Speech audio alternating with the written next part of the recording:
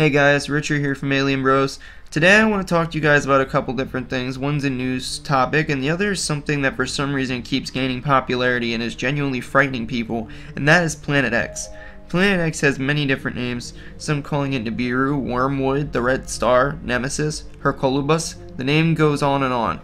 The reason for this video is because I have been seeing a ridiculous amount of people on YouTube and all over the web making a huge fuss about this so-called rogue planet. And they are giving out completely false information. They are fear-mongering in an attempt to capitalize off of people's fears. Now, I want to be clear with you all. There is actually a possible 10th planet, but it isn't what it's being made out to be by many of these so-called Planet X Nibiru news sources. This idea started back on November 30th of 1983 when NASA's chief scientist of the Infrared Astronomical Satellite Telescope announced that NASA had found a possible 10th planet, or Planet X. A week after this news about Planet X was released, the magazine U.S. News & World Report did a story retracting the announcement, and NASA avoided the subject ever since that day, which is where the whole cover-up idea got started. However, it was recently proven that there actually is a possible 10th planet, and more on that later, but it is highly likely, and it almost doesn't make sense that there isn't. Now, what initially had happened was that the satellite, which was used to take astronomical observations, had picked up on the object, which was at the time unidentified. Then at a press conference, astronomers presented a list of things that this object could possibly be, and this list did in fact include a 10th planet, or Planet X. After this, the press did what it does best and ignored the whole list of things the astronomers had listed and only paid attention to the 10th planet idea. Specifically, the Washington Post focused solely on the 10th planet idea, completely disregarding the list of other possible objects, and wrote an article about it. Then, supposedly NASA found out about all these articles and found out what the object was and quickly covered it up. However, what they found out they were actually looking at later on were distant galaxies with a starburst of new galaxies and some dense gas clouds within our own galaxy, not a 10th planet.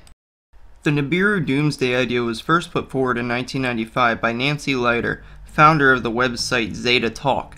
Leiter describes herself as a contactee with the ability to receive messages from extraterrestrials from the Zeta Reticuli star system through an implant in her brain.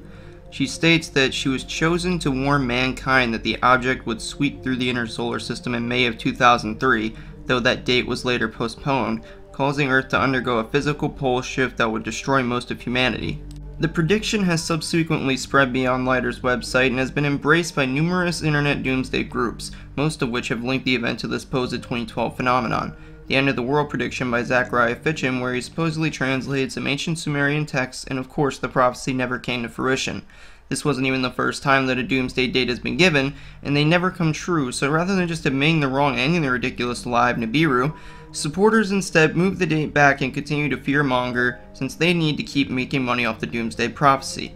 They even had a doomsday date set for 2017, which never came to fruition either, and I'm sure a lot of you remember it considering it was only a few months ago.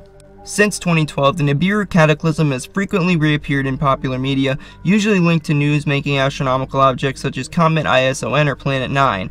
Although the name Nibiru is derived from the works of ancient astronaut writer Zachariah Sitchin and his interpretations of the Babylonian and Sumerian mythology, I mentioned him earlier, he denied any connection between his work and various claims of coming apocalypses. Now, for a while after 2012, it seemed the whole Planet X Nibiru theory had died out. However, after a couple of years as new people, specifically kids, were introduced to this theory via conspiracy websites on the internet and word of mouth from their friends, the theory came back into the spotlight, and yet again, people attempted to profit off of the idea, essentially making money off the fears of children and teenagers that aren't old enough to know about the list of other dates in the past that Nibiru was supposedly going to kill us all and end the world as we know it. Now, if there was a rogue planet actually coming to destroy Earth, then any amateur astronomer with access to a decent telescope would be able to spot this planet, especially if it were gaining speed and getting closer to us. There have been a bunch of fake images of Planet X supposedly next to the Sun, however these are fake as I just said, and the result of lens flares or Photoshop. None of these doomsday prophecies are real, that much I can promise you. If they were, then we wouldn't be here right now, and NASA certainly would be doing something about it to warn us because they would die too. Why the heck would they want to die? It makes no sense. Now, I want to be clear that just because there is no rogue planet, it does not mean there is no 10th planet. Case in point, last year, scientists at the California Institute of Technology proposed that there might be a true 9th planet. which is the correct name for it considering that Pluto is no longer considered a planet in our solar system. The team asserted that it appears to be 10 times the mass of Earth and that it is hiding out in the remote recesses of our solar system well beyond the orbit of Pluto. At the time of the discovery, Mike Brown, who was behind the work, noted that the existence of a ninth planet is extremely likely. Hey Planet 9 fans, a new eccentric KBO was discovered, and it is exactly where Planet 9 says it should be, Brown tweeted. Furthermore, he says, the new object takes the probability of this being a statistical fluke down to 0.001% or so. Similar discoveries have been made in relation to new dwarf planets, located about 13.7 billion kilometers or 8.5 billion miles from the Sun. 2014 UZ224 measures about 530 kilometers or 330 miles in diameter and takes around 1,100 Earth years to complete its orbit. And so, our little corner of the cosmos has been in quite the state of flux. But it appears that there may be more surprises. Catherine Volk and Renu Malhotra at the University of Arizona have noticed some strange movement out in the Kuiper belt, movement that they believe could suggest the existence of a 10th planet. To break this down a bit, objects in the Kuiper belt are far enough away from the other major bodies in our solar system that the gravitational influence of the large planets doesn't impact them, at least not to a measurable degree. However, their movements can still be predicted thanks to sky surveys and a host of advanced technologies. Notably, if these predictions don't match up, it may mean there is another object or another large body past our vision whose gravity is impacting the movements of the Kuiper belt objects. The search for the Planet 9 has led scientists to believe that it is orbiting around 700 AU from the Sun. For those of you who don't know what an AU is, it's an astronomical unit, and it is the distance between Earth and the Sun. However, Volk and Malhotra believe that this 10th planet could be much closer, as the orbit of the Kuiper belt body shifted just beyond 50 AU. They also contend that the planet would be roughly comparable to Mars in terms of size. Other astronomers, however, are not so quick to hop on this train of thought. Alessandro Morbidelli at the Côte d'Azur Observatory in Nice, France, said, "I am dubious that the planet so close and so bright would have remained unnoticed." Still, Volk is confident in these findings, which are set to be published in the Astronomical Journal. It would have to be quite a fluke for this to not be a real effect, she says. We think there is a real signal there, and this implies an additional planet. The discovery of more bodies in the Kuiper belt will help support or debunk these findings. Either way, our little solar family is going to continue to grow with these long-lost distant relations. So, there you have it, guys. There is likely to be a 10th planet, but it is not on a collision course for Earth, nor is it going to be any time in the near future. So stop worrying yourselves over the whole Nibiru doomsday idea. Ignore the naysayers that keep pushing this lie. They only want you to believe so they can profit off of you. Just remember, no matter what they say, none of it is credible, and it is all one big hoax. Now, one last thing I wanted to talk to you guys about today before we go is some bombshell claims that just came out in the news from an ex-Canadian defense minister regarding aliens. The ex-minister of National Defense for Canada said at least 4 species of aliens have been visiting Earth for decades and claimed top authorities are constantly in discussion with extraterrestrial beings.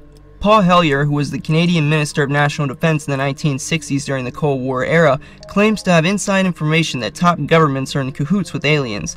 Mr. Hellyer first spoke out about his belief that aliens were on Earth in 1995, and since then has become an authoritative figure in the UFO community. Speaking to RT, Mr. Hellyer said, in one of the cases during the Cold War in 1961, there were about 50 UFOs in formation flying south from Russia across Europe.